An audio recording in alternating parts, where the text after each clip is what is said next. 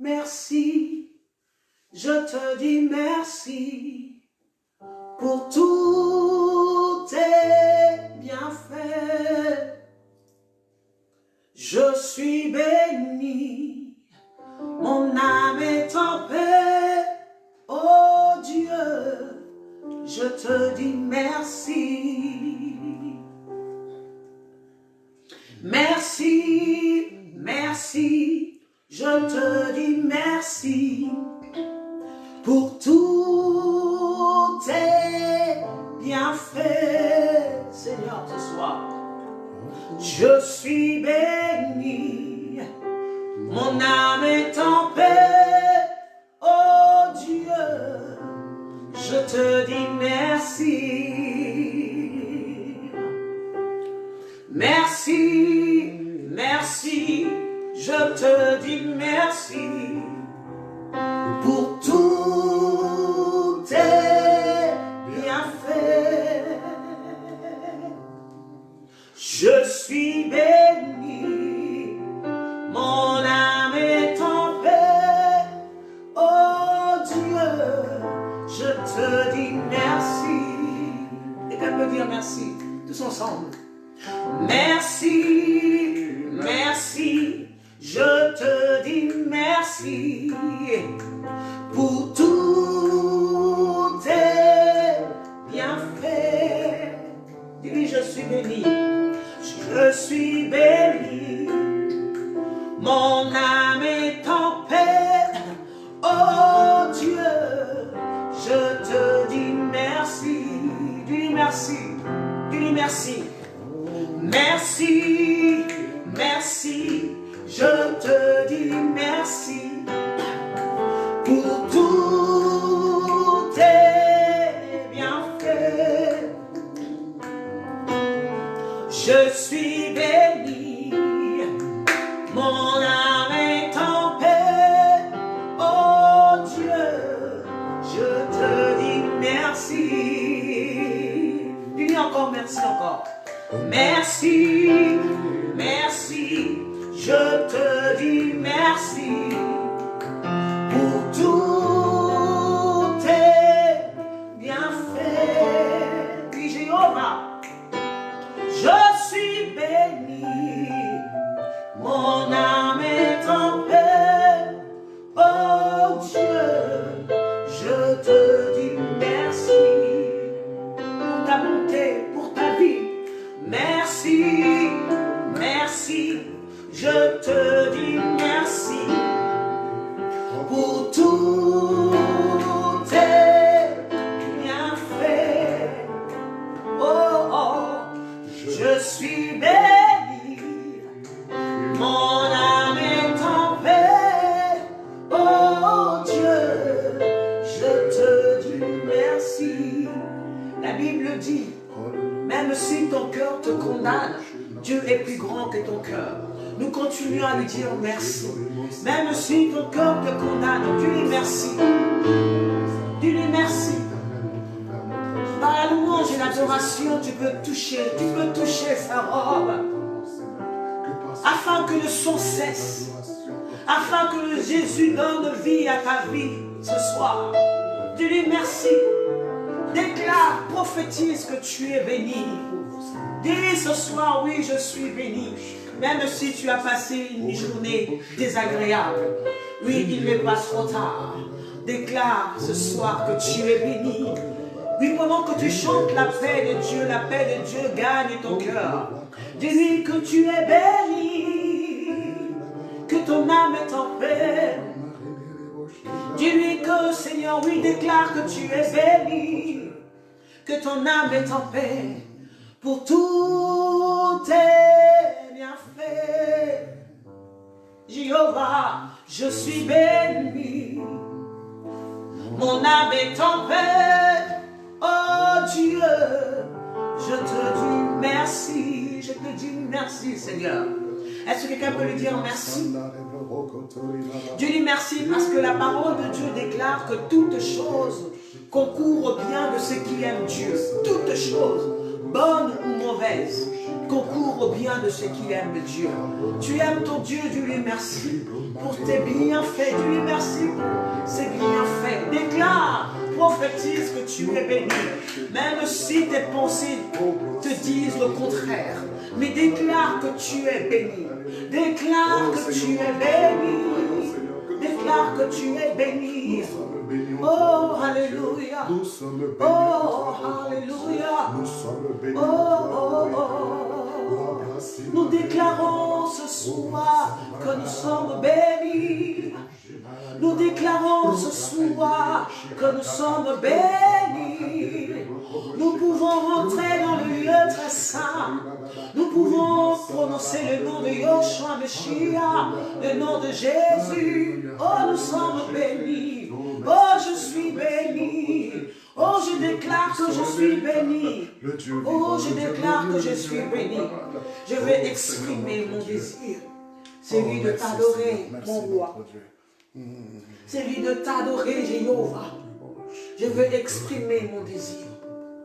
Je veux exprimer mon cœur. Sans condamnation, sans culpabilité, Seigneur. Je veux te dire combien je t'aime. Oui, c'est lui de t'adorer. Je veux exprimer. Oh, alléluia, alléluia, alléluia. Je veux exprimer mon désir, celui de t'adorer, mon roi. Ah, ah.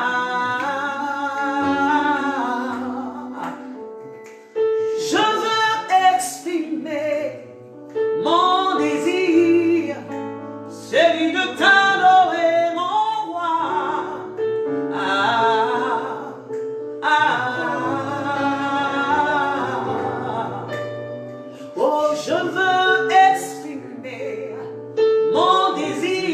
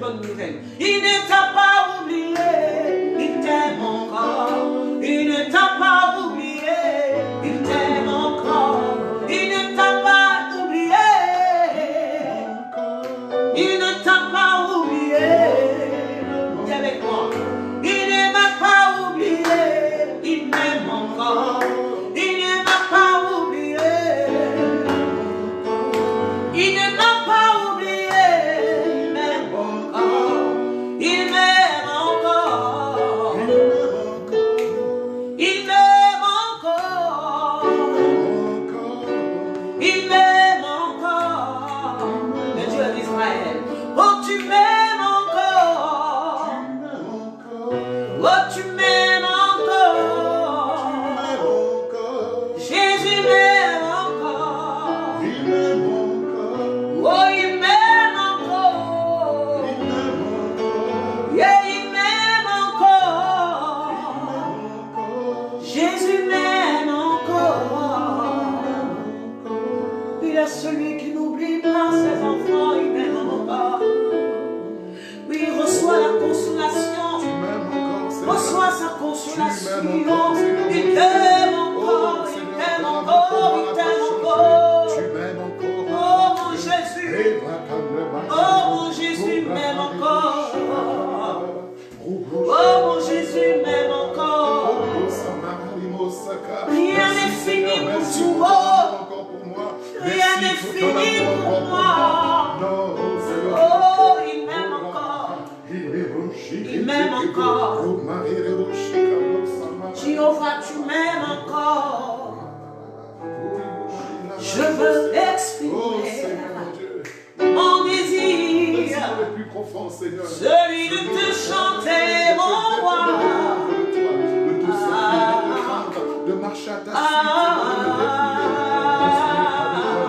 suite, à la justice, à la vérité. Je veux exprimer mon désir, celui de te chanter, mon roi.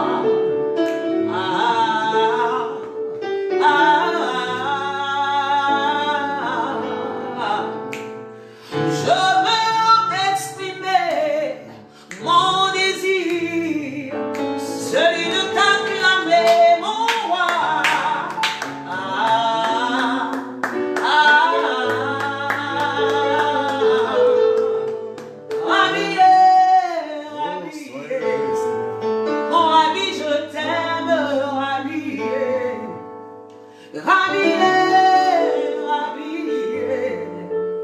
Rabbi, je t'aime, Rabbi.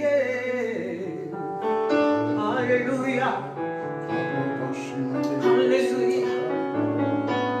Alléluia. Alléluia. Est-ce que quelqu'un peut s'exprimer ce soir? Vous qui suivez ce direct, est-ce que vous pouvez vous exprimer ce soir? Lève tes mains là où tu es, exprime-toi ce soir. Exprime-toi ce soir. Dis-lui que tu l'aimes. Dis-lui que tu l'aimes. Malgré tes fautes, malgré tes défauts. Dis-lui que tu l'aimes. Oh, tu m'aimes encore. Rabbi, mon papa, je t'aime. Rabbi, mon papa, je t'aime. Oh, Dieu d'Israël, mon bien-aimé, je t'aime. Tu m'aimes encore. Tu m'aimes encore. Tu m'aimes comme personne ne m'aime. Oh, tu m'aimes encore. Tu me soutiens, tu me tiens la main. Et tu crois en moi même quand je crois plus en moi, Seigneur. Tu m'aimes encore.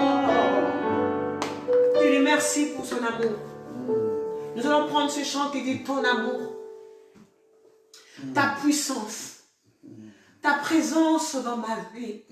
Dis-lui Seigneur, ton amour. Oui, ressens l'amour du Père. Remplir ta vie ce soir comme la rosée du ciel. Ressens son amour. Oui, ferme les yeux là où tu es. Reçois son amour. L'amour de ton papa qui ne te condamne pas. Il est un père. Il est non seulement un père pour toi, mais il est un ami pour toi. Il te corrige, il te conduit. Il t'aime d'un amour infini. Alors reçois son amour par ce chant. Par ce chant qui dit ton amour, ta puissance, ta présence dans ta vie. Dis-lui ton amour. Nous allons chanter ce chant. Ton amour, ta puissance, ta présence dans ma vie. Ton amour, ta puissance, ta présence dans ma vie. more love, more power, more in my life, more power, more power, more in my life. Ton amour, ta puissance, ta présence dans ma vie. Ton amour, ta puissance, ta présence dans ma vie. Répète encore, ton amour Seigneur, ton amour, ta puissance, ta présence dans ma vie. More Lord, more power, more you in my life. Je dis ton amour, ton amour. Pendant que tu chantes ce chant, l'amour de Dieu remplit ton cœur. Ressens l'amour de Dieu. L'amour de Dieu qui essuie tes larmes. L'amour de Dieu qui te dit, vas-y, tu vas y arriver. L'amour de Dieu qui te relève ce soir. L'amour de Dieu qui renouvelle ta vie. L'amour de Dieu qui fortifie ta foi. Relève la tête ce soir par son amour. Oh, oh, oh. Je veux t'adorer de tout mon cœur. Je veux t'adorer de toute mon âme.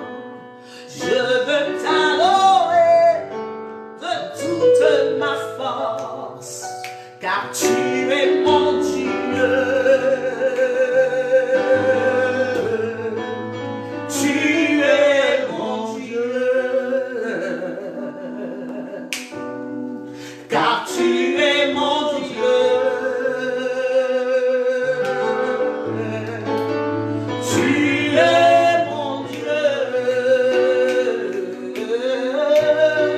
car tu es mon Dieu. Tu es mon Dieu, tu es mon Dieu. Dis encore, tu es mon roi, car tu es mon Dieu.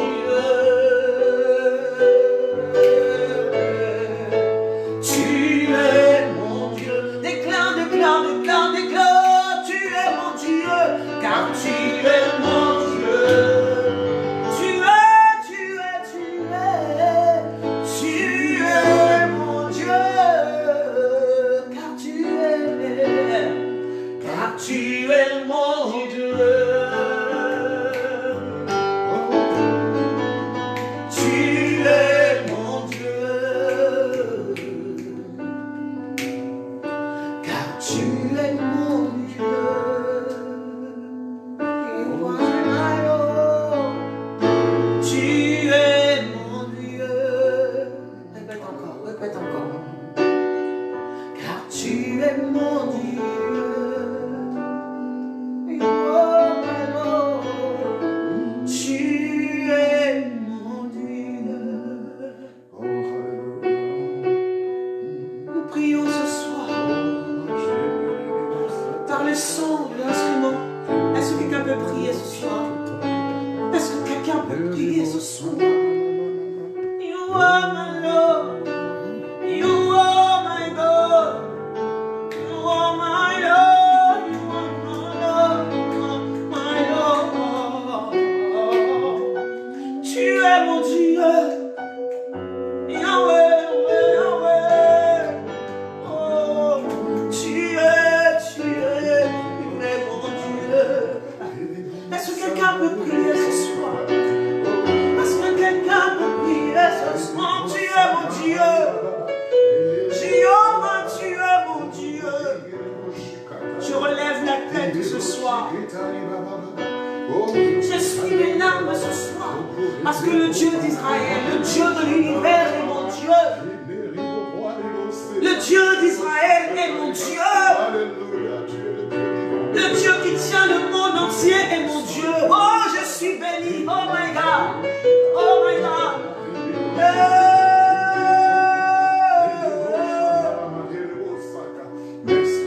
Celui qui maîtrise toutes choses est mon Dieu. Waouh, combien je suis béni. Celui qui ne sommeille ni ne dort, il est mon Dieu, mon papa. Mon papa, mon papa, mon papa, Yahweh.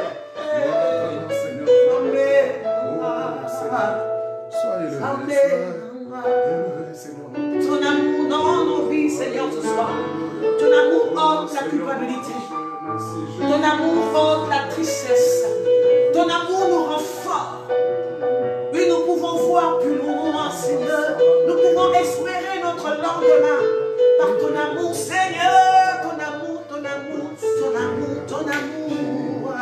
Ton amour, Yoshua Meshiach. Ebekel Yokoyo, Baba, Baba, Baba, Okori Yokoyo, Mama.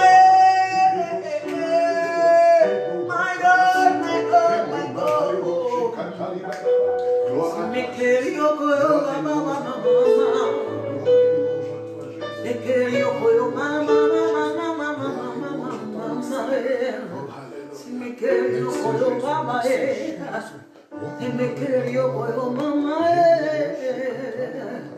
se me querio por mamá, Jehová, Jehová, Jehová, Jehová, que querio por mamá y mamá, yo por mamá, mamá, oh my God, Jehová, Jehová, Alléluia, Jésus, merci, merci Seigneur pour ce privilège, pour cette grâce, pour la faveur que tu nous accordes. Merci Seigneur. Oh, oh, merci Seigneur. Oh, merci Jésus pour ton amour. Merci Jésus pour ton amour qui nous rend forts ce soir. Nous continuons. Merci Seigneur pour ton amour qui nous rend forts. Merci Seigneur. Merci Seigneur. Nous continuons par ce chant. Nous allons finir avant d'inviter l'homme de Dieu. Nous allons finir. Alléluia. Par ce chant, là, tu peux jouer. Merci Seigneur.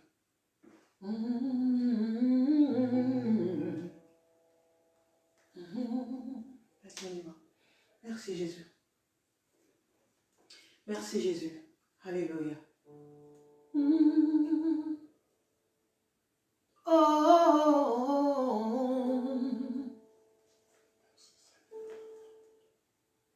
Oh Yahweh, Yahweh.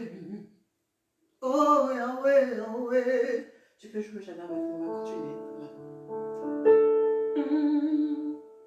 Je parlerai de ta bonté, de ta fidélité. Je dirai tout haut, tout haut, tout haut, ce que tu as fait pour moi.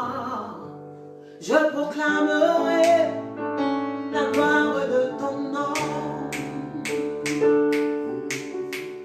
Je parlerai de ta bonté, de ta fidélité. Je dirai tout haut, tout haut, tout haut, ce que tu as fait pour moi. Je proclamerai la gloire de ton nom. Je parlerai de ta bonté, de ta fidélité. Je dirai tout haut, tout haut, tout haut, ce que tu as fait pour moi. Je proclamerai la gloire de ton nom. Je parlerai de ta bonté, de ta fidélité. Je dirai tout haut, tout haut, tout haut, ce que tu as fait pour moi. Je proclamerai la gloire de ton nom. Encore. Je parlerai de ta bonté, de ta fidélité. Je dirai tout haut, tout haut, tout haut, ce que tu as fait pour moi. Je proclamerai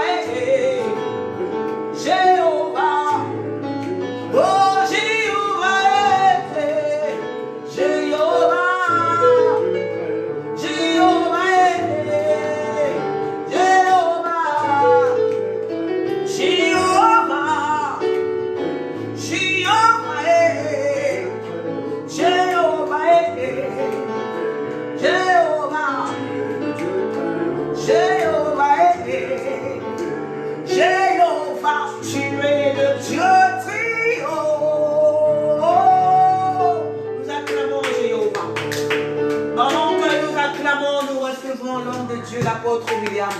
Là où tu es, est-ce que tu peux acclamer? Est-ce que tu peux acclamer?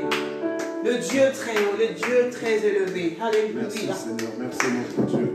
Nous voulons élever ton nom encore très haut ce soir, Seigneur. Merci notre Dieu. Nous voulons élever ton nom très haut, grand Dieu. Le Dieu grand, fort et redoutable. Le Dieu tout-puissant. Le Dieu qui ne change pas. Le Dieu qui tient nos vies entre ses mains. Le Dieu qui gère et contrôle chaque mouvement de notre être. La Bible me révèle que c'est en toi que j'ai le mouvement et l'être. Je bénis ton nom encore ce soir pour la grâce que tu nous accordes d'être réunis autour de ta parole. Seigneur Dieu, pour te servir, pour dépendre de toi. Et laisse que ta parole nous émonde, qu'elle nous purifie, qu'elle nous transforme. Comme l'apôtre Paul l'a dit, Seigneur, à Timothée, car toute écriture est inspirée de Dieu. Elle est utile, elle est un outil pour censurer, pour corriger, pour éduquer, afin que nous soyons parfaits et prompts à toute bonne chose, ô grand Dieu. Merci. Nous te disons merci, parce que ta parole nous émonde, ta parole nous purifie, ta parole nous transforme, elle nous restaure, elle nous ressuscite, elle nous régénère, Seigneur Dieu, merci, et nous donne réellement la vie, et nous donne de marcher selon toi, Seigneur. Elle nous donne de marcher en nouveauté de vie. Laisse que ce soir encore, que ta parole se révèle à nous, Seigneur Dieu, afin que nous ne soyons pas des hommes qui marchons par la lettre, mais que nous marchions par la révélation, que nous marchions par ton esprit, que nous marchions selon tes principes et tes valeurs, et que nos vies soient transformées et épanouies pour ta gloire, ô Dieu. Saint-Esprit, nous te laissons toute la place encore. Que je sois un simple canal, que je sois simplement là pour amplifier la pensée du Père ce soir, au nom de Jésus-Christ. Amen. Amen. Merci Seigneur. Merci Seigneur. Bravo Seigneur. Bonsoir peuple de Dieu. Bonsoir. Que le Seigneur vous bénisse pour qui nous suivez via ce direct et ceux qui nous suivront également après cela. Nous voulons bénir le Seigneur pour ce temps qui nous accorde encore de partager sa parole. Pendant que vous êtes connectés, pensez à vos frères, pensez à vos amis, partagez également la vidéo pour qu'ils puissent participer à ce temps de partage et qu'ils soient bénéficiaires également de la grâce du Seigneur. Voilà, donc je pense que lorsqu'il y a un festin quelque part, nous invitons nos amis pour qu'ils viennent participer à ce festin. Et le rôti que nous voulions manger, nous voulons le partager avec eux. Et il y a plus de joie lorsque plusieurs partagent ce repas. Alors assure-toi également que plusieurs vont partager ce repas, parce que la Bible dit que l'homme ne se nourrira pas de pain seulement, mais aussi de toute parole qui sort de la bouche de l'Éternel. Alors si ton corps se nourrit de la nourriture physique, ton âme, ton homme intérieur a besoin de la nourriture spirituelle. Donc ton frère, ta soeur également a besoin de cette nourriture. Donc partage cette vidéo pour que chacun reçoive aussi un morceau de ce rôti que Dieu a bien voulu nous servir ce soir. Amen. Amen. Amen. Gloire à Dieu. Alors je nous invite à prendre Genèse au chapitre 3, du verset 20 au verset 24.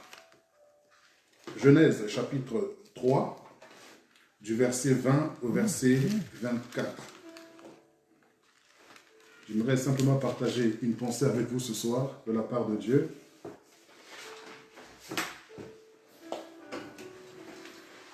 Genèse chapitre 3, du verset 20 au verset 24. Nous lisons la Bible. Adam donna à sa femme le nom d'Ève,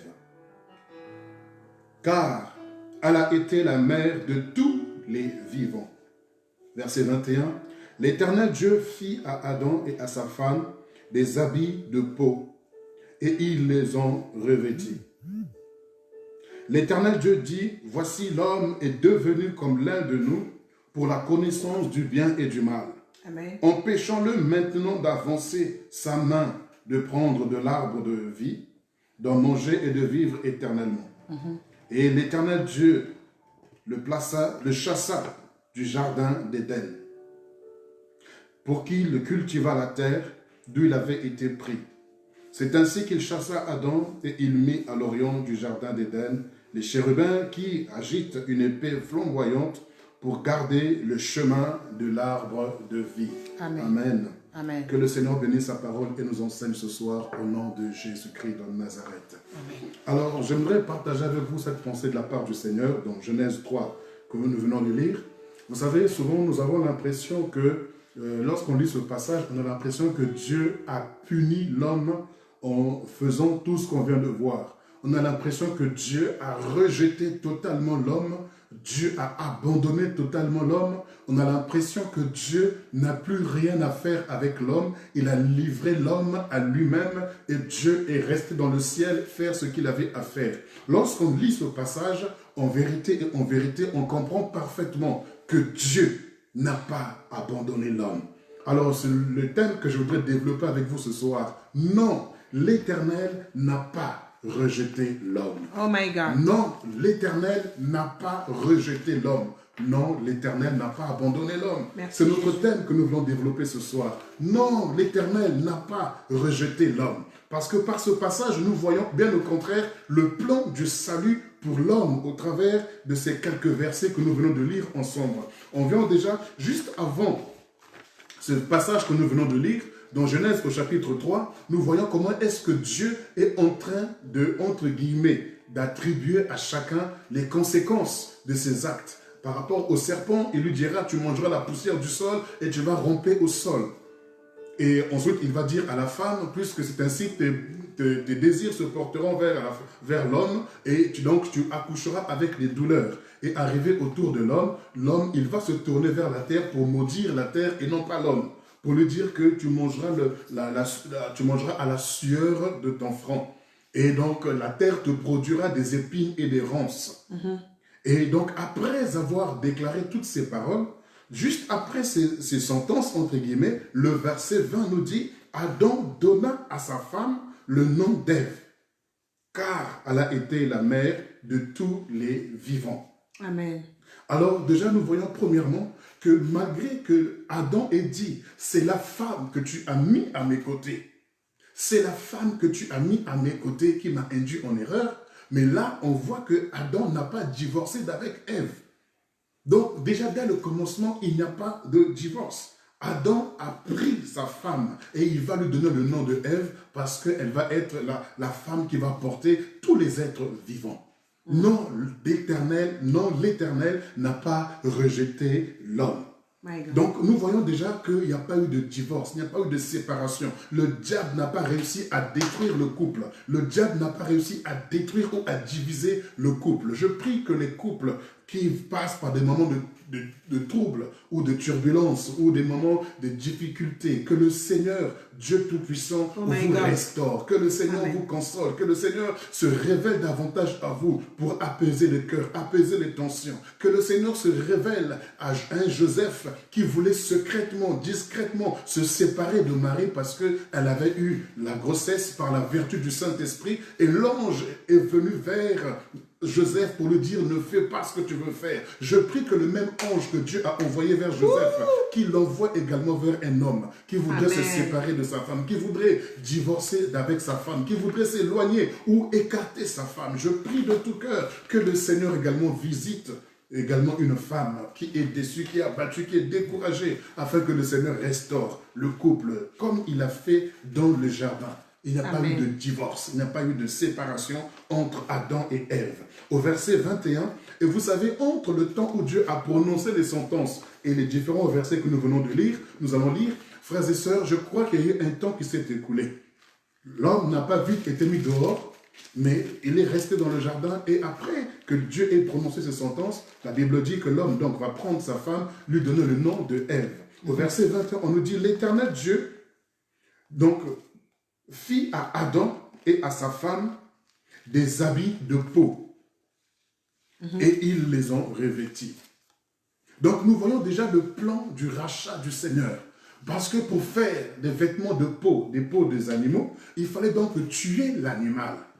Si on n'avait pas tué l'animal, Dieu allait simplement prendre la laine. Comme on fait pour les moutons, on tond les moutons, on prend la laine et on en fait des pulls. Mais là, on ne dit pas que Dieu a pris la laine, Dieu a pris la peau. Donc, lorsqu'on prend la peau d'un animal, il y a forcément le sang qui coule. Là où le sang coule, quand le sang sort de son système ou de son espace vital, eh ben, l'espace en question n'a plus de vie. Donc, lorsque le corps qui est censé contenir le sang, lorsque le sang est extrait de ce corps n'a plus de vie. Donc, Amen. lorsque le sang a coulé pour ces animaux n'avaient plus la vie. Donc, on voit qu'il y a un plan de rédemption. Comme je l'avais enseigné lors de la Pâque, nous voyons l'agneau que le Seigneur a immolé dans le jardin d'Éden.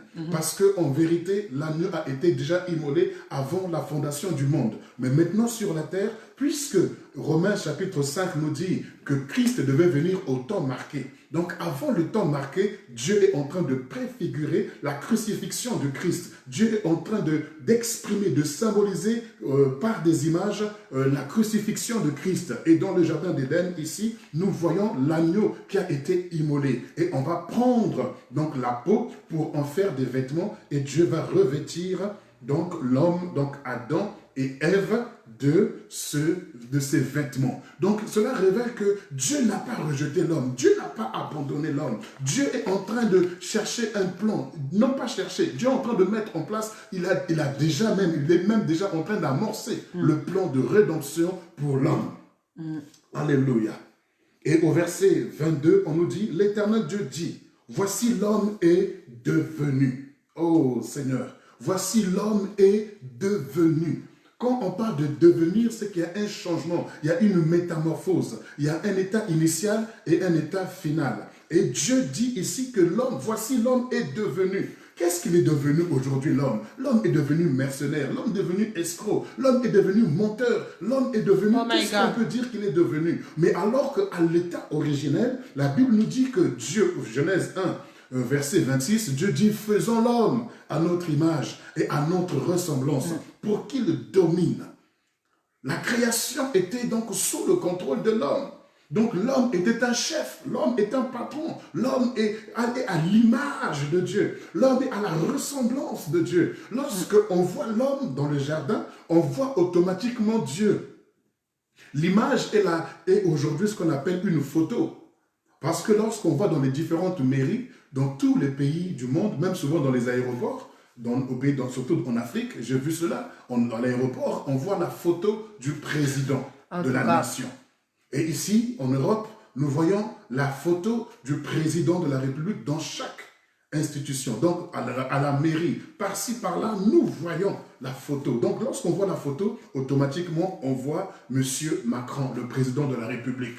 Et lorsqu'on voit dans différents États, lorsqu'on voit la photo, on voit automatiquement c'est le président. Et lorsque Dieu nous dit qu'il nous a créés à son image, donc normalement, celui qui nous a vu Dieu, parce que nous sommes à son image et à sa ressemblance. Donc nous sommes à sa ressemblance dans le domaine du caractère, dans le domaine du fonctionnement. Nous sommes à sa ressemblance. Mais voici que l'homme, Dieu dit ici, l'homme est devenu. Donc il n'est plus ce qu'il était au commencement. Ce que l'homme est devenu n'est plus ce que Dieu avait prévu de lui qu'il soit. Voici que l'homme est devenu.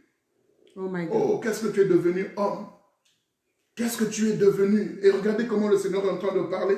Voici que l'homme est devenu comme l'un de nous pour la connaissance du bien et du mal. Cela revient à dire que l'homme a atteint même la connaissance du mal au même niveau que Dieu. Donc il est devenu comme Dieu dans le domaine de la connaissance du bien et du mal. Mais il est devenu ignorant dans le domaine de la connaissance de l'arbre de vie. Il est devenu ignorant, il est devenu complètement éloigné de l'arbre de vie, parce qu'il y avait deux arbres. Donc dans le domaine du mal, l'homme est devenu expert. Et lorsque Dieu voit cela, il dit, puisqu'il est devenu comme l'un de nous dans le domaine de la connaissance du bien et du mal, empêchons-le. Empêchons-le. Vous voyez, une fois de plus, Dieu n'a pas dit interdisons-le. Dieu n'a pas dit tuons-le, mais dit empêchons-le. Donc évitons qu'il touche à l'arbre de vie. Vous voyez, c'est le plan de la rédemption, du salut de l'homme. Empêchons-le de toucher à l'arbre de vie. Oh my God. Dieu est en train d'épargner l'homme. Empêchons-le de toucher. Maintenant, d'avancer sa main et de prendre l'arbre de vie, d'en manger et de vivre éternellement. Et au verset 23, « Et l'Éternel Dieu le chassa du jardin. » Vous voyez, lorsqu'on voit ce verset, le verbe chasser, dans ce verset, nous avons l'impression que Dieu a rejeté l'homme, que Dieu a abandonné l'homme. Alors qu'en vérité, dans ce passage, lorsqu'on nous dit que l'Éternel chassa l'homme, c'est-à-dire en fait que l'Éternel éloigna l'homme de cet arbre, de la vie. Pourquoi éloigner? Parce qu'il y a un danger qui est là. Non pas que la vie était un danger pour l'homme, mais il y a un danger pour l'homme d'avoir la connaissance du bien et du mal et d'avoir en même temps la vie. Ces deux ne marchent pas ensemble. Donc Dieu veut éviter à l'homme d'avoir la connaissance du bien et du mal et d'avoir la vie et de vivre éternellement sur la terre. Donc Dieu veut empêcher à l'homme de vivre dans le mal éternellement. Dieu épargne l'homme. Lorsqu'on dit chasser, ce n'est pas rejeter, ce n'est pas abandonner, ce n'est pas mettre dans les oubliettes ou alors déclasser ou classer l'homme. Mais comprenez ici le verbe chasser, c'est dans le sens d'éloigner l'homme. Comme nous voulons éloigner nos enfants lorsqu'ils s'approchent du feu. Lorsqu'il s'approche d'un danger, on le retire rapidement pour l'empêcher de vivre ou de subir les conséquences de ce danger-là. Alors la Bible nous dit, donc l'Éternel chassa l'homme du jardin. Donc Dieu n'a pas rejeté l'homme, mais Dieu est en train de mettre en place. Dieu a amorcé le système, le plan de la rédemption. Et au travers de ce passage que nous sommes en train de décortiquer par la grâce de Dieu, nous sommes en train de comprendre que l'Éternel n'a pas rejeté l'homme. L'Éternel n'a pas abandonné l'homme. Bien que l'homme soit devenu comme Dieu dans le domaine de la connaissance du bien et du mal, Dieu dit empêchons-le. Qu'il ne touche plus, parce que c'est un danger. Imaginez-vous l'Église qui a reçu la connaissance de la parole et qui vit dans le mal. Donc il a la connaissance du bien et du mal, il a la vie en lui, donc ça ne peut pas faire bon mélange. On ne peut pas, il n'y a pas de communion entre la lumière et les ténèbres. Il n'y a pas de relation entre Baal et l'Éternel. Il y a une séparation. Donc Dieu dit, éloignons l'homme, qu'il ne touche pas à l'arbre de la connaissance du bien et du mal. Donc, comprenez ici, imaginez-vous Hitler éternel. Imaginez-vous tous les dictateurs, mais éternels. Imaginez-vous tous ces hommes-là, ou même nous-mêmes, lorsque nous étions jadis, lorsque nous fûmes sans le Seigneur, mais maintenant éternels. Imaginez-vous la souffrance. Je ne pense pas que l'homme serait arrivé en 2020. Dieu serait descendu bien plus tôt pour changer les choses. C'est pourquoi Dieu a dit que le cœur de l'homme est tourné vers le mal, dans Genèse chapitre 6. Le cœur de l'homme ne fait que méditer le mal. Pourquoi? Parce que l'homme est devenu. Alors que l'homme a été créé, Dieu a dit, faisons l'homme à notre image et à notre ressemblance. Et la Bible précise, après qu'il ait fini de créer même la femme, il dit, voici, tout est très bon. Donc l'homme était très bon, l'homme était bon, l'homme était parfait. Mais après avoir touché à l'arbre de la connaissance du bien et du mal, l'homme est devenu autre chose. L'homme est devenu une autre personne que celle que Dieu avait créée, que celle que Dieu avait prévue. Alléluia. Et dans ce passage, nous voyons encore le Seigneur dire, au verset 23, donc Dieu le chassa du jardin, et on dit pour qu'il cultiva la terre d'où il avait été pris. Il cultiva la terre d'où il avait été pris. Dieu n'avait pas créé l'homme pour qu'il cultive seulement la terre. Dieu a dit, faisons l'homme à notre image, la pensée de Dieu. Faisons l'homme à notre image et à notre ressemblance pour qu'il domine sur la création, qu'il domine sur tout ce qui se meut sur la terre, tout ce qui se meut dans les eaux, tout ça. Donc l'homme devait dominer sur toute la création, mais l'homme était réduit à faire seulement le jardinage. Pour qu'il puisse récolter des patates, pour qu'il puisse récolter des pommes, pour qu'il puisse récolter des salades, des carottes, des concombres, des radis, pour qu'il puisse récolter toutes ces choses. Alors que normalement, le jardin d'Éden apportait l'eau. L'eau était, donc il y avait comme un système d'arrosage qui se manifeste dans le jardin et qui arrosait le jardin. Et l'homme n'avait plus qu'à prendre et à manger. Lui, quand on dit cultiver et garder, c'était simplement de veiller sur cela, de veiller sur ce que Dieu avait fait. Mais là, Dieu lui dit donc, il a chassé du jardin. Et en le chassant du jardin, il va le mettre à cultiver la terre. Vous savez, cultiver la terre, c'était un moyen pour Dieu de donner du travail à l'homme, pour ne pas qu'il s'ennuie et pour ne pas qu'il soit distrait, pour canaliser l'homme. Parce que le travail est une activité qui discipline l'homme. Le travail t'oblige à te réveiller à une certaine heure. Le travail te discipline par rapport aux horaires et il te discipline également par rapport à ton caractère ou ton comportement, parce qu'au travail, il y a des règles qu'il faut respecter. Donc Dieu va donner un travail à l'homme qui n'était pas en vérité le travail originel que l'homme devait faire, mais il devait cultiver. Et si vous lisez plus haut dans la sentence que Dieu a prononcée, la Bible nous dit dans Genèse chapitre 3, au verset 17 et 18, Dieu dira à l'homme que la terre te produira des ronces et des épines.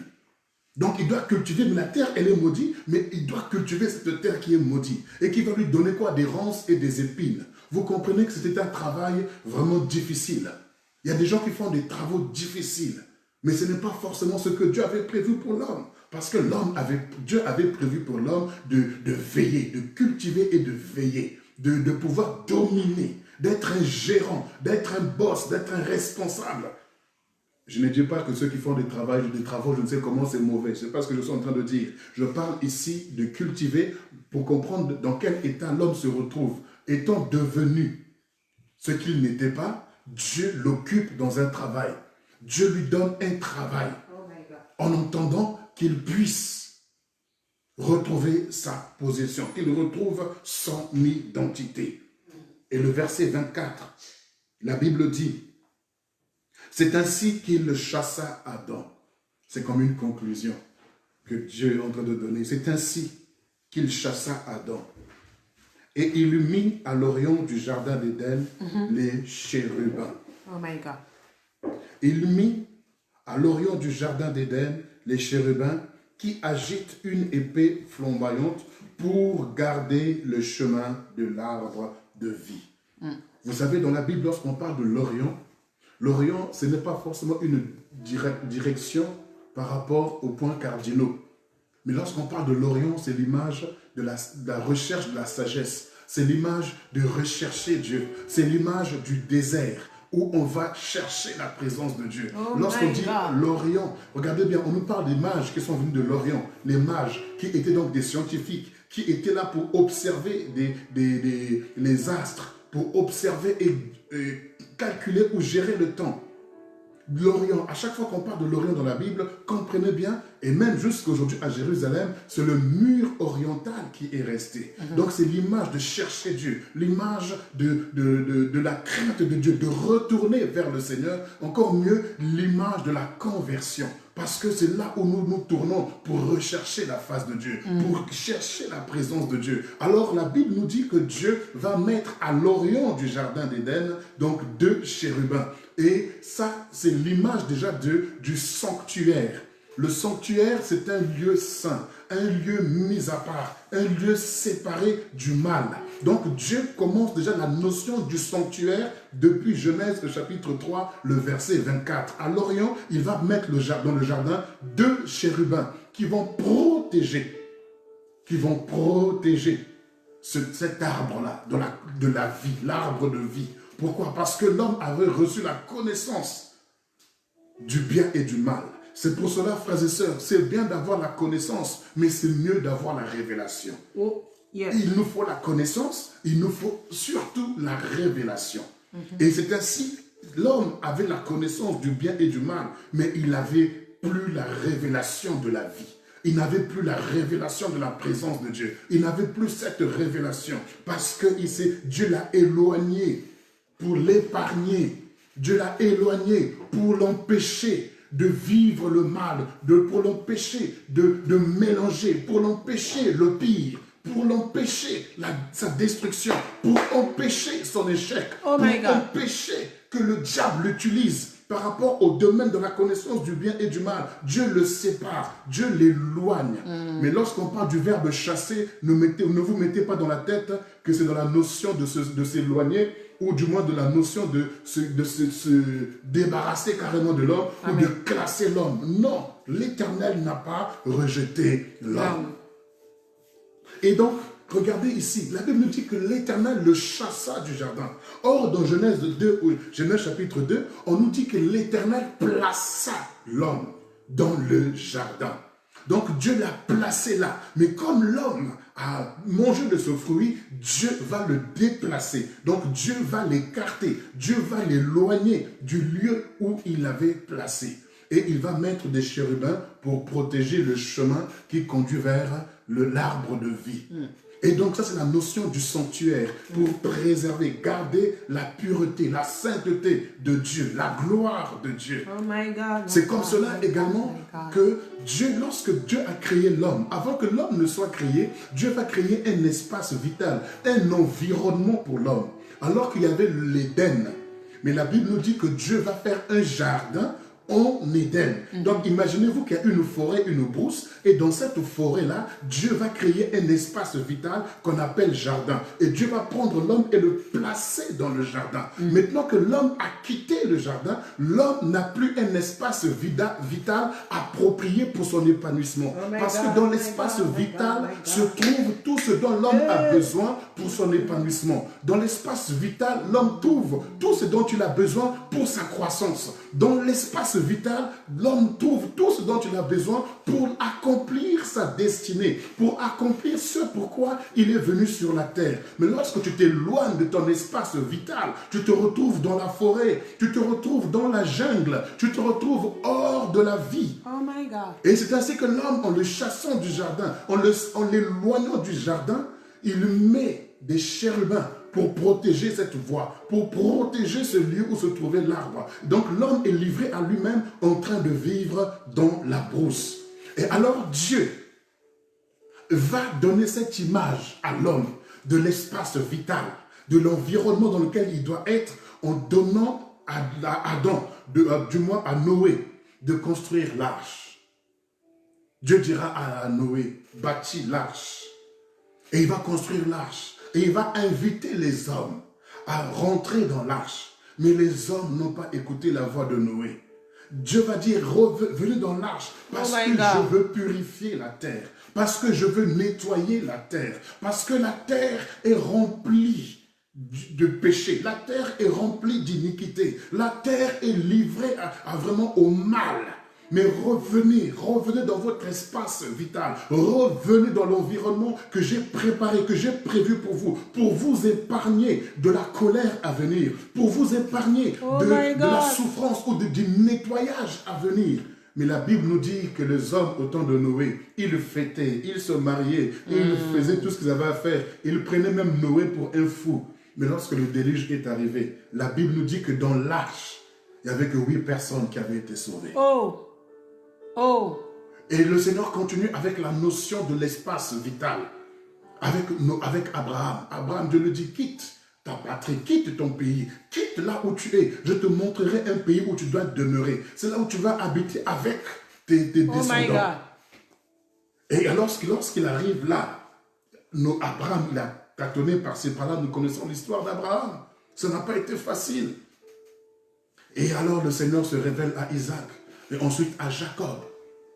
Et à Jacob, il lui dit, lorsqu'il était en fuite, dans Genèse 28, lorsqu'il est en fuite devant son frère Ésaü, le Seigneur se révèle à lui au travers de la vision de l'échelle. Il lui dit, le lieu où tu te tiens, l'espace dans lequel tu es, c'est là, je te le donne à toi et à tes descendants. Pourquoi? Parce que Dieu veut que l'homme soit dans un espace vital, pour qu'il puisse s'épanouir, pour qu'il puisse exceller, pour qu'il puisse accomplir ce pourquoi il est venu sur la terre. Mon frère, ma soeur, si tu n'es pas dans un environnement approprié, tu ne pourras pas t'épanouir. Yes. L'environnement est très important. Vous savez, Dieu a créé les arbres et chaque arbre a besoin d'un climat bien approprié pour son épanouissement. Si vous prenez un manguier, vous le déracinez de l'Afrique, vous l'amenez ici, le manguier ne pourra pas produire de fruits. Yes. Pourquoi? Parce que l'espace vital, l'environnement n'est pas approprié pour son épanouissement, pour qu'il accomplisse ce pourquoi il a été créé. Vous prenez le pommier, vous l'amenez en Afrique, il ne produira pas parce que l'environnement, l'espace vital n'est pas approprié pour pouvoir produire ce pourquoi il a été bâti, ce pourquoi il a été appelé. C'est pourquoi Dieu donne la notion à l'homme de l'espace où il doit s'épanouir. Et lorsqu'on arrive dans le livre de Genèse, toujours après Jacob, lorsqu'il est parti auprès de son oncle, il a vu que là-bas, ce n'était pas bon. Il a vu que l'espace où il était, ce n'était pas bon. Dieu lui dit, retourne dans le pays de ta naissance, dans le pays de tes pères. C'est là où je te bénirai. C'est là où je te rendrai prospère. C'est là où je te rendrai fécond. C'est là où je t'éleverai. C'est là où tu pourras accomplir ce pourquoi tu es venu sur la terre. Et alors Jacob va prendre ses femmes, ses enfants et retourner vers le pays où Dieu avait prévu qu'il soit. Merci, Seigneur. Et Jacob va donc donner naissance à tous ses enfants jusqu'à arriver à Joseph. Et vous savez comment Joseph n'a pas été apprécié par ses frères. Il a été frappé, mis dans un puits, ensuite sorti du puits, vendu comme un esclave. Il se retrouve chez Potiphar en prison. De la prison, il se retrouve dans la cour royale. Et là, il est élevé en dignité. Mais Jacob dira à Joseph, même si je meurs, ne laissez pas mes os ici en Égypte. Joseph également dira, même si je meurs, quand je vais mourir, ne laissez pas mes os en Égypte. Ressortez et amenez ça dans l'espace que Dieu a prévu où je dois être. Dans l'espace vital que Dieu avait prévu pour nous. Et lorsqu'on arrive dans le livre d'Exode, le Seigneur se révèle à Moïse. Et Moïse fait tout ce qu'il a à faire lorsqu'ils sont sortis de l'Égypte. Parce que le Seigneur dira à Moïse, j'ai vu la misère, j'ai entendu les cris, je suis descendu pour faire monter ce peuple vers un pays, vers un lieu, vers un espace, vers un environnement où coule le lait et le miel. Parce que c'est là où j'ai prévu pour que mon peuple s'épanouisse, pour que mon peuple accomplisse ce pourquoi il est venu, ce pourquoi je l'ai appelé. Il n'est pas appelé à rester en Égypte. Je veux le sortir de là pour l'amener dans un lieu, dans un espace, dans un environnement que j'avais prévu pour lui. Et alors Moïse va sortir avec le peuple. Et en sortant avec le peuple dans le désert, la Bible nous dit quelque chose. Dieu va faire quelque chose avec Moïse. Il lui dit, construis-moi un sanctuaire. Oh my God. Construis-moi un tabernacle. Toujours dans l'objectif de faire comprendre à l'homme qu'il doit vivre dans un environnement, dans un espace qui est saint, qui est pur, qui est mis à part. Amen. On appelle ce lieu la tente d'assignation ou la tente de la rencontre. La rencontre avec l'Éternel. Cette arche-là, symbolisée, et ce tabernacle-là, ce sanctuaire-là, symbolisait ce qu'on a vu dans le livre de la Genèse, le jardin d'Éden, avec l'arbre de vie gardé par les chérubins. On nous parle du chemin. Et on nous parle du sanctuaire où se trouvait donc cet arbre de vie. Amen. Et le Seigneur le manifeste encore au travers de ce tabernacle, au travers de cette tente de la rencontre. Et nous voyons que le tabernacle est séparé en 3 parties. Le lieu saint, le lieu très saint et le parvis. Donc le parvis, le lieu saint et le lieu très saint. Donc 3 parties distinctes. Et le lieu très saint, il y avait un rideau qui était là. Et ce rideau, c'est l'image de ces 2 chérubins qui se trouvaient en Éden pour empêcher à l'homme de rentrer. Si l'homme devait rentrer, les 2 épées flamboyantes pouvaient se battre sur l'homme et tuer l'homme. Alors, frères et sœurs, donc Dieu conduit l'homme ainsi pour donner la notion à l'homme, l'importance à l'homme de l'espace vital, du lieu de la gloire, du lieu de la rencontre. Oh my God. La Bible nous révèle dans Exode 33 comment est-ce que lorsque Moïse allait dans la tente de la rencontre, la nuée descendait sur la tente de la rencontre. Et Moïse était dedans, en train de parler avec Dieu. Lorsque Moïse sortait, la Bible nous dit que Josué était là devant la tente de la rencontre. Il était assoiffé, il était désireux de rentrer dans cette présence. Il avait la soif, il appréciait cette atmosphère, il appréciait cette présence. Oh my God, my God. Et le Seigneur continue avec ce peuple jusqu'à arriver au temps de David. Et David dit, comment est-ce que moi j'habite dans un palais somptueux et l'Éternel habite dans une tente? Non, je bâtirai un temple. Yeah. Je bâtirai un lieu où la gloire de Dieu descendra, où le Seigneur pourra résider. Et l'Éternel dira, ce n'est pas à toi de me bâtir un temple. Mais néanmoins, comme tu as eu à cœur de me bâtir un temple, je te bâtirai un sanctuaire. Je te bâtirai un royaume. Je bâtirai ta maison. Oh, c'était prophétique, frères et sœurs. Oh my God. C'est la tribu de Juda à qui le Seigneur dira, je te bâtirai un temple, je te bâtirai une maison. Donc, il ne manquera pas un roi sur le trône. My God, merci Jésus. Et alors, le temple a été bâti, non plus par David, mais par Salomon. Et Salomon, lorsqu'il a fini de construire ce temple, il dira, ô Éternel, je sais que tu n'habites pas dans les choses faites par la main des hommes. Tu n'habites pas dans les choses faites par la main des hommes. Parce que les cieux des cieux ne peuvent te contenir. Et la terre est en marchepied. Yes, Lord. Mais néanmoins, agrée ce temple. Oh my God. Agrée my ce God, temple. my God. Donc Salomon prophétiquement dit, je sais que tu n'habites pas là-dedans. Je sais que tu ne peux pas habiter. Mais provisoirement, prophétiquement, fais comprendre à ton peuple, fais-nous comprendre que nous avons besoin d'un espace où on doit vivre, où on doit s'épanouir. C'est pour cela, frères et sœurs, Jésus-Christ de Nazareth, lorsqu'il est venu, marchant dans les rues de Jérusalem, les disciples ont dit à Jésus, regarde ce temple comme il est beau. Jésus a dit, regardez ce temple, aussi beau soit-il, il ne restera pas pierre sur pierre. Et dans Jean chapitre 2 au verset 19, Jean chapitre 2 verset 19, le Seigneur dit, détruisez ce temple et je le rebâtirai en 3 jours. Oh my God. Je le relèverai en 3 jours. Eux, ils pensaient qu'il parlait du temple de Salomon. Ils pensaient qu'il parlait du temple reconstruit par Zacharie, Agé, Josué le souverain sacrificateur, Zorobabel, ceux qui sont revenus de la déportation. Ils pensaient que c'était de ce temple-là dont il était question. Mais il parlait de son corps. Oh my God. Puisqu'il est le temple. Dans Zacharie chapitre 6, nous pouvons lire. Je crois que vous êtes avec moi ce soir. Zacharie chapitre 6, au verset 12. Nous sommes en train de parler de l'atmosphère, du lieu, de l'espace vital que Dieu a prévu pour l'homme. Zacharie chapitre 6, le verset 12, la Bible dit, « Tu diras, ainsi parle l'Éternel des armées. Voici un homme dont le nom est Germe. Il germera dans son lieu. Et il bâtira le temple de l'Éternel. » Voici un homme dont le nom est Germe. Et il bâtira le temple de l'Éternel.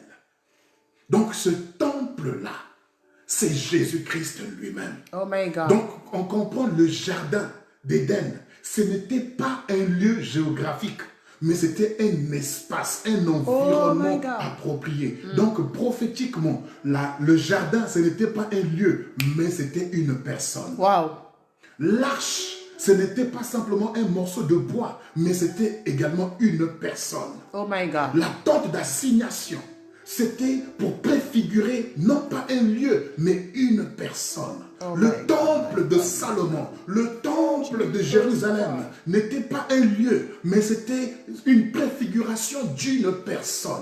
Jésus-Christ de Nazareth, voici le germe, voici un homme dont le nom est Germe. Il germera en ce lieu, en son lieu il germera. Et c'est lui qui bâtira le temple de l'Éternel. C'est lui qui sera l'espace, l'environnement approprié pour que l'homme s'épanouisse, pour que l'homme ait tout ce dont il a besoin pour son épanouissement, pour accomplir sa destinée. Nous n'avons pas besoin d'être en dehors, nous avons besoin d'être dans. Jean chapitre 15, on lit ensemble Jean chapitre 15. Je crois que vous comprenez là où je suis en train de venir par la grâce de Dieu. Jean chapitre 15, la Bible dit ceci. « Je suis le vrai cep et mon Père est le vigneron. Tout sarment qui est en moi et qui ne porte pas de fruits, il le retranche. Et tout sarment qui porte du fruit, il l'émende afin qu'il porte encore plus de fruits. » Au verset 3, « Déjà vous êtes purs à cause de la parole que je vous ai annoncée. Voilà. » Verset 4, « Demeurez en moi et je demeurerai en vous. Comme le sarment ne peut de lui-même porter du fruit s'il ne demeure attaché au cep, ainsi vous ne le pouvez non plus si vous ne demeurez en moi. Je suis le cep et vous les sarments. Celui qui demeure en moi et moi et en qui je demeure porte beaucoup de fruits, car sans moi vous ne pouvez absolument rien faire. Si quelqu'un ne demeure pas en moi, il est jeté dehors comme le sarment. et il le sèche. Puis on ramasse les sarments et on les jette au feu et le brûle. Si vous demeurez en moi et que mes paroles demeurent en vous, vous demanderez ce que vous voudrez et cela vous sera accordé. Voilà. Et si vous portez beaucoup de fruits, Dieu est glorifié en cela. Donc vous voyez l'expression « demeurer en moi ». Donc vous comprenez que notre Emmanuel, Jésus parmi nous. Donc l'espace vital dans lequel l'homme est censé être maintenant, ce n'est pas un lieu géographique. Parce que le Seigneur dira, avec la rencontre de la Samaritaine, il lui dira, le temps est venu et l'heure est déjà venue où les vrais adorateurs n'adoreront ni à Jérusalem, ni sur cette montagne, mais en esprit et en vérité. Donc vous comprenez que Christ est venu comme étant l'espace vital, l'environnement dans lequel l'homme doit être, dans lequel l'homme doit évoluer, dans lequel l'homme doit s'épanouir. L'homme, non, Dieu n'a pas rejeté l'homme. Dieu n'a pas abandonné sa créature. Jusqu'à présent, Dieu a tant aimé le monde qu'il a donné son Fils. Le sang a coulé, comme en Éden, le sang a coulé, le sang de l'agneau a coulé pour qu'il puisse être revêtu. Et nous aussi, l'agneau de Dieu, l'agneau immolé. Ce n'est pas l'agneau d'un homme, ce n'est pas l'agneau d'un homme qui est venu pour le péché. Mais de même que Dieu lui-même en Éden a sacrifié l'agneau, il a fallu que Dieu lui-même également à la croix donne son Fils en rançon pour nous racheter. Non, Dieu n'a pas rejeté l'homme. Tout ce qui se passe avec Covid-19, non, Dieu n'a pas abandonné l'homme. Dieu n'a pas rejeté l'homme. Ce qui se passe encore, c'est un appel de Dieu pour l'humanité entière. Ce n'est pas seulement pour l'Église, mais c'est pour l'humanité entière, c'est pour l'homme. C'est pour l'homme. Dieu parle à l'homme. Revenez à moi. Revenez dans le lieu, dans l'espace vital que j'ai prévu pour vous. Revenez dans le royaume. Christ est le royaume. Car il a dit, repentez-vous, car le royaume des cieux est proche. Le royaume est au milieu de vous. Car personne, s'il n'est né d'eau et d'esprit, ne peut entrer dans le royaume. Donc on rentre dans le Seigneur, nous rentrons dans l'espace prévu par Dieu, dans l'environnement que Dieu a prévu, dans lequel on doit évoluer. Donc l'homme doit abandonner sa voie, l'homme doit abandonner tout ce qu'il est en train de faire pour rentrer dans l'espace vital. Et quand tu rentres dans cet espace-là, c'est un lieu où coule le lait et le miel. C'est un lieu où coule la douceur et la bonté. C'est un lieu où coule la gloire et la sainteté. C'est un lieu où coule la justice et la vérité. C'est un lieu où coule les miracles et la guérison. C'est un lieu où coule la sainteté et l'humilité. C'est un lieu où il fait bon vivre. Parce que dans le royaume ne consiste pas à manger ni à boire. Parce que l'homme a mangé de ce fruit. Mais dans le royaume, ça ne consiste pas à manger ni à boire. Mais ça consiste en justice, en sainteté, en paix, en joie, en victoire. Nous sommes dans le royaume. Et le Seigneur est en train de dire, comme au temps de Noé, il est en train de purifier la terre. Dieu est en train de faire un travail. Il appelle encore à l'homme de rentrer dans le véritable arche. L'arche qui était préfigurée par Noé, mais qui est en véritable Christ Jésus. Dieu appelle encore l'humanité entière à rentrer dans cette arche-là. Pourquoi? Parce que c'est le seul lieu qui peut nous mettre en sécurité. C'est le seul lieu qui peut nous épargner de la colère à venir. Dieu aime Macron, Dieu aime nos présidents, Dieu aime nos chefs d'État, Dieu aime nos maires, nos ministres, Dieu aime le méchant. Dieu ne veut pas que le méchant périsse. Dieu n'a pas abandonné l'homme. Dieu n'a pas rejeté l'homme. Tout ce qui se passe avec le Covid-19, les plus ignorants, les plus athées disent, mais si Dieu existe, pourquoi tout ça arrive? Oui, parce que Dieu appelle l'homme. Dieu est en train d'appeler sa créature. Pourquoi? Parce que l'homme est devenu, alors qu'il était créé à l'image de Dieu, à la ressemblance de Dieu, mais l'homme est devenu ingrat. L'homme est devenu orgueilleux, l'homme est devenu scientifique, l'homme est devenu intellectuel, l'homme est devenu cupide, aimant l'argent plus que l'homme. L'homme est devenu, il est assoiffé du pouvoir. Mais malgré cela, Dieu n'a pas rejeté l'homme. Il a offert son agneau à la croix pour que nous puissions tous rentrer dans l'arche. Si vous demeurez en moi et que moi je demeure en vous, l'espace vital, l'environnement approprié, il dira, vous porterez du fruit. My God. Comme tout à l'heure, je vous l'ai dit, si vous déplacez un manguier ou vice-versa, un autre arbre qui est censé produire ici, vous l'amenez en Afrique, le climat n'est pas approprié, l'environnement n'est pas approprié. Tu ne portes pas du fruit en dehors de Jésus. Tout ce que tu fais, tu gémis, tu galères. Pourquoi? Parce qu'en dehors du jardin, en dehors de l'environnement, il dit, la terre te sera difficile. La terre te produira des ronces et des épines. Mais Jésus est venu à la croix et il a pris cette malédiction. Oh my God.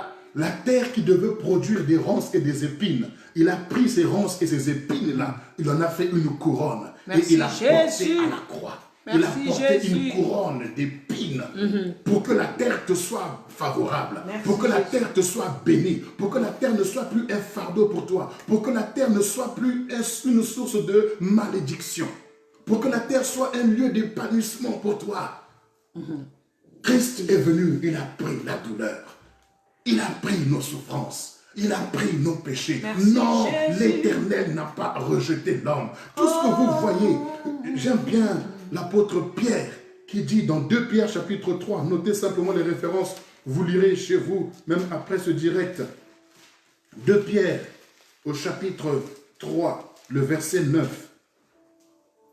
2 Pierre chapitre 3, le verset 9, le Seigneur dit dans sa parole, l'apôtre Pierre dit ceci: le Seigneur ne tarde pas dans l'accomplissement de la promesse, comme quelques-uns le croient, mais il use de patience envers vous et moi, ne voulant pas qu'aucun périsse, Oh my God. mais voulant que tous arrivent à la repentance. Tous arrivent à la repentance. Wow. Tous arrivent à la repentance. Même jusqu'au chef de l'État. Dieu veut que tous. Dieu n'a pas seulement aimé l'Église.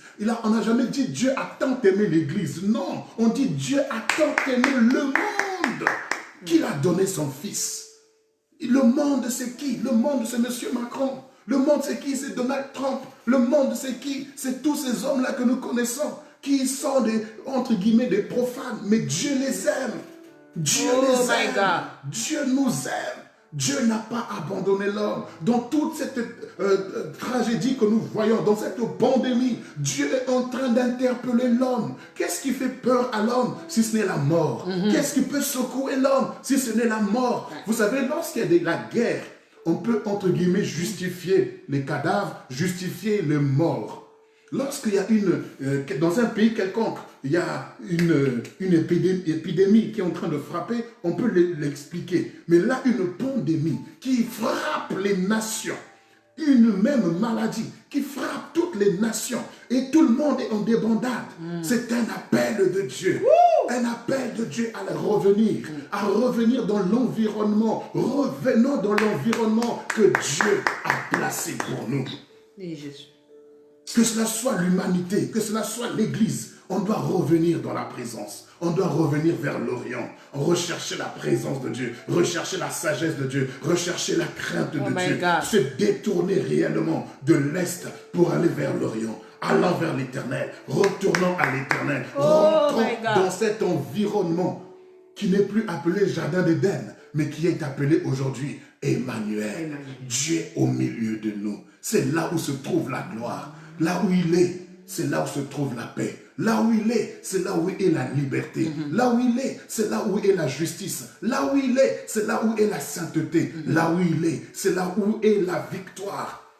L'environnement où il fait bon vivre, ce n'est personne d'autre que Emmanuel. Emmanuel n'est pas simplement un nom, mais Emmanuel est un environnement dans lequel tu es censé évoluer. Dieu parmi nous, Dieu avec nous. C'est pourquoi quand il a dit à David, ce n'est pas à toi de me bâtir, parce que c'est lui-même qui devait bâtir ce temple. C'est pourquoi Salomon a compris que Dieu n'habite pas dans des choses faites par la main des hommes, mais il est descendu avec un sanctuaire excellent, il est descendu avec un environnement excellent, et nous rentrons dans le royaume. En Christ, nous sommes une nouvelle création. C'est pourquoi ne pensez pas que Dieu a abandonné le monde. Ne pensez pas que Dieu a abandonné le monde. Non, Dieu aime sa créature. Dieu aime sa créature. Depuis le jardin d'Éden jusqu'à aujourd'hui, Dieu aime sa créature. Dieu aime celui qui blasphème. Dieu aime l'homosexuel, mais il n'aime pas l'homosexualité. Dieu aime le menteur, mais il n'aime pas le mensonge. Parce que l'homme est devenu. L'homme est devenu, mais il reste toujours l'homme. Et Dieu aime cet homme qu'il a créé à son image et à sa ressemblance. Nous étions nous aussi devenus. Oh. Mais à ceux qui l'ont reçu, à ceux qui ont reçu la parole leur donne le pouvoir de devenir. Vous voyez, on a quitté l'Orient pour aller vers l'Est. Mais maintenant, quand la parole nous parvient, on quitte l'Est pour retourner vers l'Orient. Oui, oui, Seigneur. À ceux qui l'ont reçu dans le pouvoir de devenir enfant de Dieu. Qu'est-ce que tu deviens? Je suis devenu enfant de Dieu. On était créature, mais on est devenu enfant. C'est pourquoi 1 Jean nous dit, 1 Jean chapitre 3 nous dit, voyez de quel amour le Père nous a aimés. 1 Jean chapitre 3, le verset 1er. Notez simplement le passage, 1 Jean chapitre 3, le verset 1er. Voyez quel amour le Père nous a témoigné pour que nous soyons appelés enfants de Dieu. Si le monde ne nous connaît pas, c'est qu'il ne l'a pas connu. Bien-aimés, nous sommes maintenant enfants de Dieu et c'est ce que nous serons. Et ce que nous serons n'a pas encore été manifesté. Mais nous savons, lorsque cela sera manifesté, nous serons semblables à lui. Parce que nous le verrons tel qu'il est. Voyez de quel amour le Père nous a aimés. Il nous appelle ses enfants. Et c'est ce que nous sommes. Nous étions autrefois créatures, mais nous sommes devenus enfants. Nous sommes devenus ses enfants. Alors, Dieu est le créateur de toutes les créatures. Amen. Mais Dieu ne veut plus simplement être le créateur seulement, mais il veut être le Père. Il veut être le Père d'un grand nombre. Alors c'est pourquoi tous nos voisins, regardons-les comme étant l'amour de Dieu, comme étant la bonté de Dieu. Amen. C'est pourquoi vous qui êtes dans l'arche, vous qui êtes dans Emmanuel, nous qui sommes dans le corps, nous qui sommes en Christ, on doit bannir de nos cœurs la peur. On doit bannir de nos cœurs la crainte. On doit bannir de nos cœurs tout ce qui t'empêche de t'épanouir dans la présence de Dieu. Tu n'es plus enfant du dehors. Tu n'es plus du dehors, mais tu es du dedans. Tu n'es plus sans promesse, mais tu as des promesses. Tu n'es plus sans Dieu, mais tu as le Dieu véritable, le Dieu vivant. Toi qui es dans l'arche, réjouis-toi. Bannis de ton cœur la peur. Bannis de ton cœur la souffrance ou quoi que ce soit. Tu es dans le bon endroit. Tu es dans le bon environnement. Tu es dans le bon espace pour ton épanouissement. Tu produiras des fruits. Tu produiras, tu enfanteras. Parce que dans sa demeure, il n'y a point de stérile. Dans sa demeure, il a dit multipliez-vous et soyez féconds.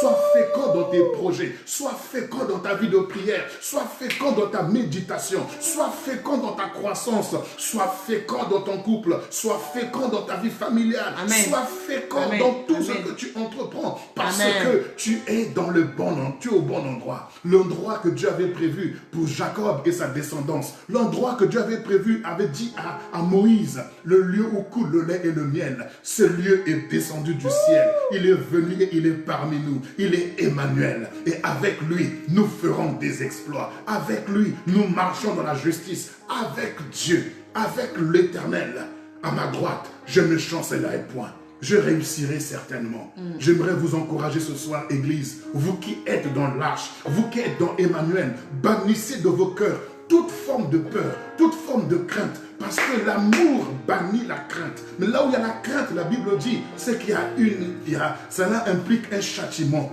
Or, Christ n'est pas venu pour nous châtier. Il est venu pour nous sauver. Nous qui sommes dans l'arche, rendons gloire au Seigneur. Et prions pour ceux qui sont en dehors de l'arche, pour qu'ils rentrent dans cet environnement. L'homme n'a pas été créé pour vivre en dehors du jardin.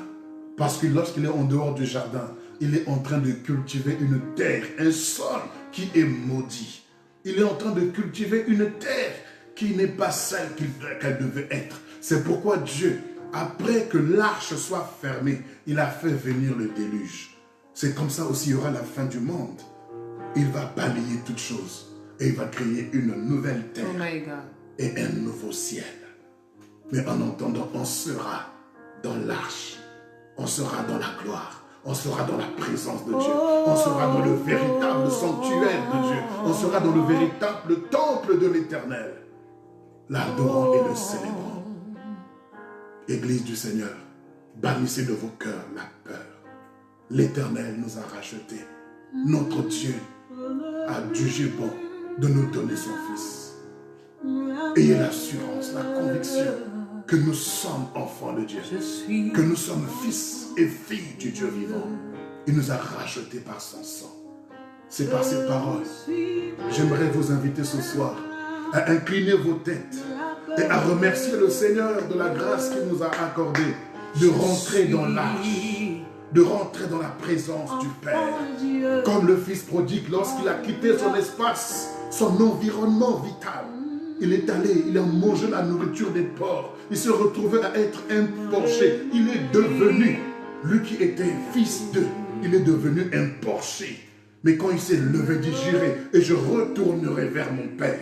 Oui, retournons vers l'Orient, retournons vers l'Éternel, retournons vers la gloire, retournons vers notre Dieu. Disons-lui que nous avons péché. Disons-lui que nous avons vraiment fait ce qu'il ne fallait pas. Élève la voix vers ton Dieu maintenant. Parle à ton Père. Ouvre ton cœur et exprime-toi ce soir. Exprime-toi. Alléluia. Oh Éternel, je bénis ton nom ce soir. J'élève mes mains comme mon cœur vers toi pour te dire un grand merci pour la grâce que tu m'as accordée. Parmi tant d'hommes sur la terre, tes regards se sont tournés vers moi pour que je rentre dans l'arche, pour que je sois dans cette arche, pour que je sois dans ce temple, pour que je sois dans ce tabernacle, pour que je sois dans ce sanctuaire. Oh mon Dieu, tu ne m'as pas rejeté malgré mes fautes, malgré mes péchés, malgré mes crimes, malgré mes erreurs, malgré mes faiblesses, mais tu uses de patience envers moi pour que je parvienne à la repentance. Oh Seigneur, merci. Merci pour ta patience.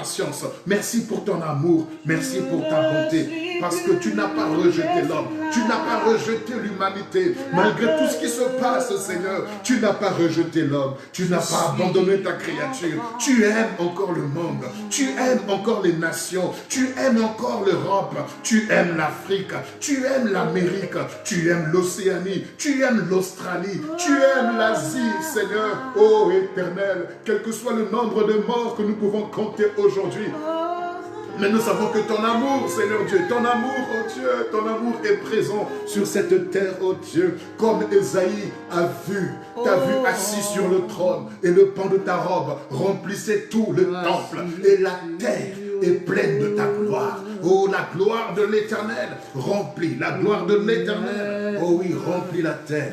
Oh Seigneur Dieu, au travers de nous qui avons retrouvé l'image du Dieu vivant, au travers de nous, Seigneur, laisse que la création qui attend avec un ardent désir la révélation, la manifestation des fils, oh Dieu, que nous qui avons retrouvé l'image, nous qui avons retrouvé l'image par ton Fils Jésus, oh Seigneur, donne-nous de briller, donne-nous de refléter ta gloire, de refléter ta ressemblance, de refléter ce qui est de toi, comme le Seigneur a dit, celui qui m'a vu a vu le Père. Nous pouvons dire aussi, Seigneur, celui qui nous a vus, t'a vu, parce que nous sommes à ton image et à ta ressemblance. Oui, Seigneur Dieu, nous voulons atteindre la stature parfaite de Christ, car nous sommes co-héritiers de Christ et héritiers de notre Dieu. Oh Éternel, nous te disons merci. Merci pour ces paroles. Merci pour ta pensée. Seigneur, nous prions ce soir que ces paroles nous aident encore à comprendre que tu ne nous as pas rejetés, que tu ne nous as pas abandonnés, que tu es avec nous, Seigneur, que tu nous aimes, Seigneur, merci. Et que ce que tu as commencé dans nos vies, tu vas l'achever pour ta gloire. Oh, merci. Visite toute personne qui écoute ces paroles. Touche les cœurs de chacun, Seigneur. Que ces paroles qui viennent de toi accomplissent ce pourquoi tu les as envoyées ce soir. Merci, Jésus. Afin que chacun comprenne que je n'ai pas parlé de mon propre chef, mais que j'ai dit ce que tu m'as demandé de dire. Je fais ce que tu m'as demandé de faire. Et je te rends toute la gloire pour tout ce que tu as fait au travers de nous, au nom de Jésus. Amen. Amen. Amen. Gloire au Seigneur. Que le Seigneur soit béni pour ça. Que le Seigneur vous bénisse, vous qui avez suivi ce direct depuis le commencement jusqu'à la fin. J'ose croire que Dieu nous a visités, Dieu nous a fait tous du bien, parce que c'est une responsabilité pour moi devant le Seigneur de veiller sur ce que j'enseigne, Et je crois que vous avez été bénis. Et je vous donne encore rendez-vous dimanche à 10h sur le même Facebook Live à partir de 10h et c'est jusqu'à 11h30. Voilà. Et je vous bénis de tout cœur. Je vous amène à vivre, je vous invite à vivre un week-end glorieux dans sa présence. Que la paix de Dieu qui surpasse toute intelligence garde vos cœurs et vos pensées en Jésus. Amen. Que la joie du Seigneur soit votre force. Que vos cœurs bannissent la peur, la crainte, le chagrin, la douleur et que vous vous réjouissez de savoir que vous êtes dans le véritable jardin, que vous êtes dans le véritable espace vital pour que vous puissiez produire des fruits dignes de repentance, des fruits de la justice, des fruits dont vous n'aurez pas honte, mais dont vous serez fiers et dont le Père également sera fier. Merci. Demeurez bénis, une très belle soirée, un bon week-end et à nous revoir dimanche à 10h. Amen. Amen.